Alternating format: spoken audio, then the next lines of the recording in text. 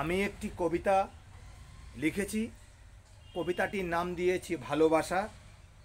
ভালোবাসা শব্দটি বলা বড় সহজ, ধরে রাখা কঠিন। ভালোবাসি প্রেমিকাকে বললে প্রথমে ভালো লাগে, উভয়ের মধ্যে দ্বিধা দ্বন্দ্ব তৈরি হয়।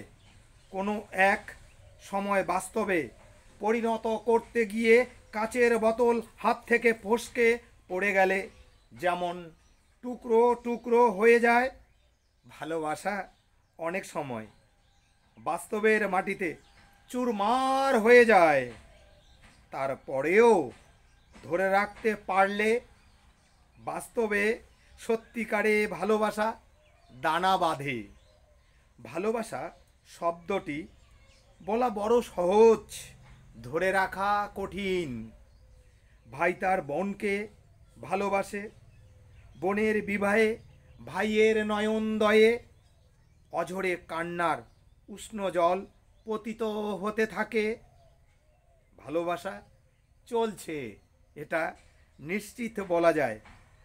প্রকৃত ভালোবাসা বোঝা যায় পিতা মাতার মৃত্যুর পর ভাইয়েরা যদি বোনদের সঠিক সম্পদের অংশ প্রদান করে, তবেই প্রকৃত ভালোবাসা বাস্তবের মাটিতে বিচরণ করে।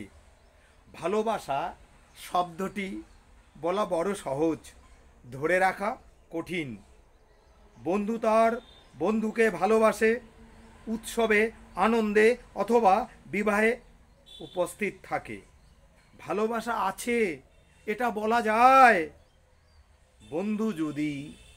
বন্ধু যদি বিপদে পড়ে অথবা বন্ধুর কঠিন দিবসের দিনেও তার পাশে থেকে বন্ধুকে সাহায্য করে, তবেই প্রকৃত ভালোবাসার সৃষ্টি হয়।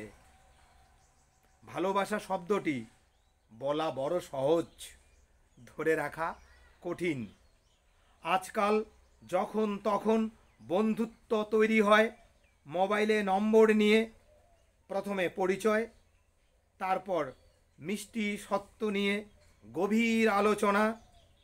বন্ধুত্ব অতিক্রম করে তৈরি হয় গভীর ভালোবাসা। বন্ধুর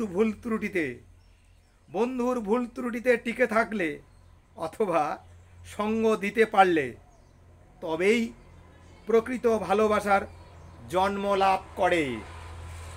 ভালোবাসা শব্দটি বলা বড় সহজ, ধরে রাখা কঠিন।